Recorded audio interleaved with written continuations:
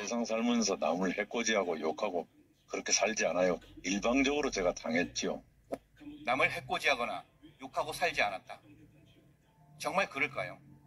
지금부터 이낙연 후보의 이 말이 얼마나 사실인지 제보자에 의해 드러난 의혹에 대해서 전해드리겠습니다. 오늘 등장하는 제보자는 이낙연 후보에 대해서 직접 겪고 보고 들은 이야기를 전하고 있는데요. 이낙연 후보는 겉으로 보기에는 세상에서 가장 점잖고 온화한 이미지의 정치인으로 알려져 있죠. 물론 많은 정치인들이 정치인인지 자신들의 나름대로 판단해 보시죠. 오늘 첫 번째 이야기에 등장하는 이분은 민주당의 한 지역 연락소장을 맡고 있었던 분입니다. 당시 이낙연 국회의원이 이분에게 너무 지나치게 욕설을 하고 인격 모독적인 발언을 해서 그 자리를 그만두게 됩니다. 이 연락소장이라는 자리는 공무원 4급에 해당되는 자리이고 연봉도 7, 8천 정도 되며 지역 관공서에서 대우도 꽤 받는 좋은 자리입니다. 이 자리를 그만두었다는 것은 이낙연 후보의 부적절한 언행이 얼마나 심했는지를 짐작할 수 있게 할 만하죠. 제가 들은 것은 저도 좀 상당히 욕도 잘하고 그런 사람입니다만 우리가 하는 욕보다 더 심한 욕이라고 생각합니다. 뭐라고? 기억나는 거 그죠? 이 상놈없이 돼갖고 얼추 없어요. 본격적 대우에 상당한 스트레스를 받은 것으로 보입니다. 심장 스텐트 수술까지 할 정도였으니까요. 이야기하면은 꼭 차가 막히는 길 왔다고. 서울은 차가 막히는 거 당연하지 않습니까? 차에서 내려서 그냥 택시 타고 가버린대요. 살벌하게 욕하고 내려버린대요. 내려서 택시 타고 가버린대요. 뻔 쪄들죠. 서울에서 막히는 길로 운행을 했다고 심한 욕설을 퍼붓고 일방적으로 차에서 내려 택시를 타고 간답니다. 여러분은 서울에서 안 막히는 길을 쉽게 찾을 수 있던가요? 저럴 때 수행원이 느꼈을 모멸감은 어땠을까요? 상상이 안 가시죠? 제 성질 같으면 똑같이 해주고 당장 그만둡니다. 택시를 탄다고 길이 안 막히지는 않습니다.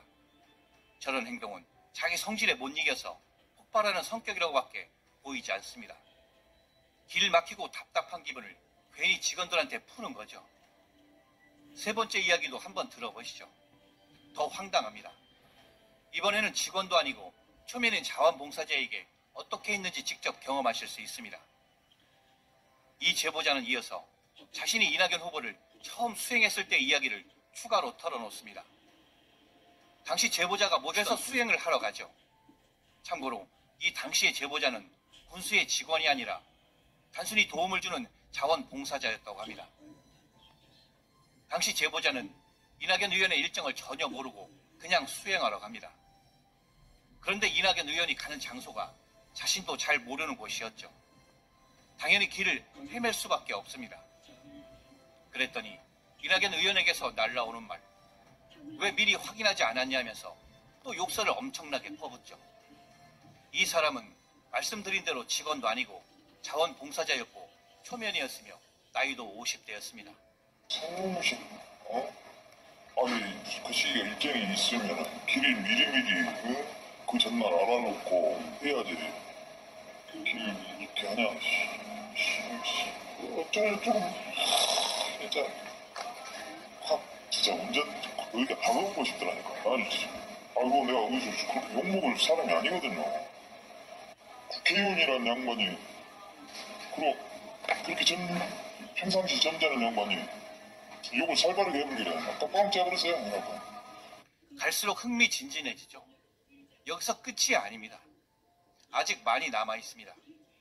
이번에는 이낙연 후보가 어느 지역에서 있던 행사에서 모 군수와 함께 기념사진을 촬영할 일이 있었다고 하는데요. 그때의 이야기입니다. 당시 이낙연 후보와 해당 군수는 사이가 안 좋았다고 하죠. 그러니 사진 촬영 시 둘의 모습은 당연히 어색할 수밖에 없었습니다.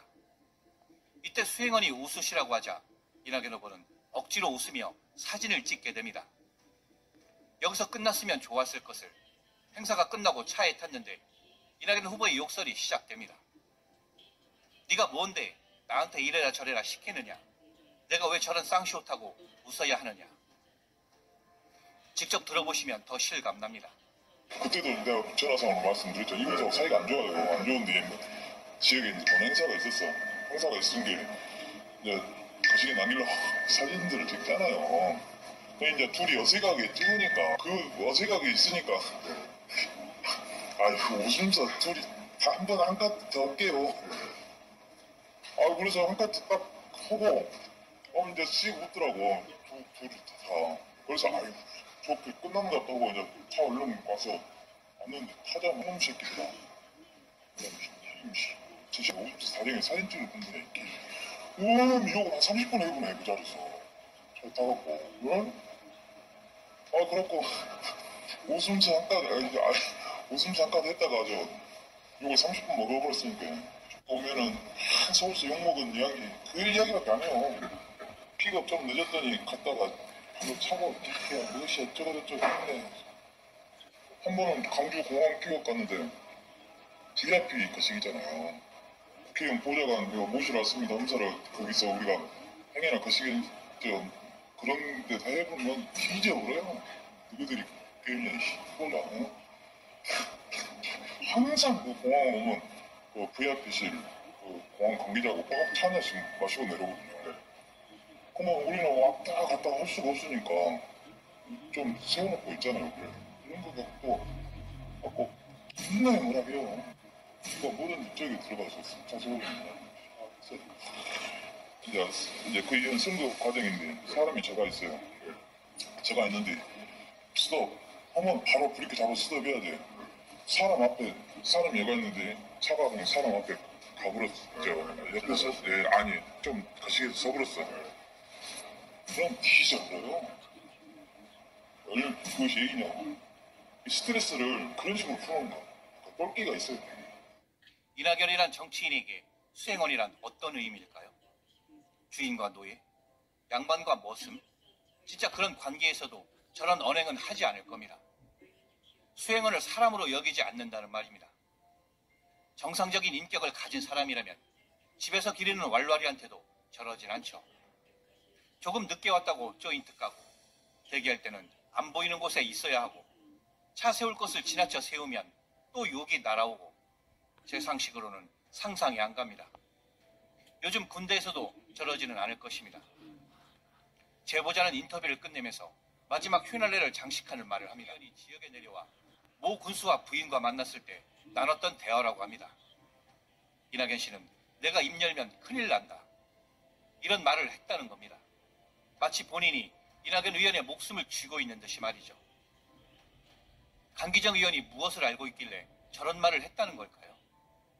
지방의회의 의원은 사실상 그 지역 국회의원이 공천권을 쥐고 있다고 해도 과언이 아니죠. 그렇기 때문에 지방의원들이 국회의원한테 줄을 설 수밖에 없었을 것입니다. 그런 관계 안에서의 일이 아닐까 하는데요. 혹시 공천헌금? 너무 나갔나요? 좋게 생각하자고요. 그런 말을 했다 해도 그냥 과장된 허풍이었다고 말이죠. 강기정 의원한테 확인한 결과 자신은 그런 말을 한 적이 없다고 하니까요. 이낙연 후보는 항상 자신이 이재명 지사보다 도덕적으로 우위에 있다고 말합니다.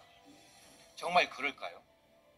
이낙연 후보는 도덕성 운운하기 전에 자신을 먼저 돌아보셨으면 만약에 사실이라면 우리는 이낙연 후보를 과연 어떻게 판단해야 할까요? 혹시 그는 그런 이중적인 모습으로 국민들도 똑같이 대하는 것은 아닐까요? 끝으로 강진구 기자의 말을 들으면서 촛불잔치는 다음 너희의 비판하는 그 비판으로 너희가 비판을 받을 것이요 너희의 헤아리는 그 헤아림으로 너희가 헤아림을 받을 것이니라. 어찌하여 형제의 눈 속에 있는 티는 보고 내 눈 속에 있는 들보는 깨닫지. 큰 짐을 떠하는 것을 저희들도 불행으로 생각합니다.